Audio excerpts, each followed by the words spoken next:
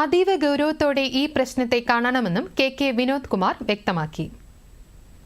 Party പദ്ധതികളുടെ മറവിൽ വൻ സാമ്പത്തിക തിരിമറിയാണ് youth league general secretary PK. Firoz നടത്തുന്നതെന്ന് മുൻ മന്ത്രി കെ.ടി. ജലീൽ മലപ്പുറത്ത് വാർത്താ സമ്മേളനത്തിൽ സംസാരിക്കുകയായിരുന്നു അദ്ദേഹം.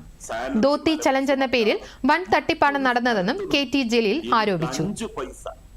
5 പൈസ വരുമാനമായി കിട്ടുന്നില്ല.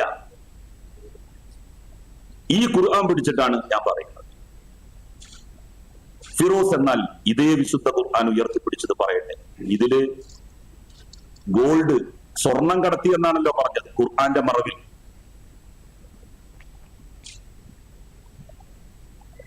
അപ്പൊ ഞാൻ വലിയ കോടീശ്വരനാവണല്ലോ.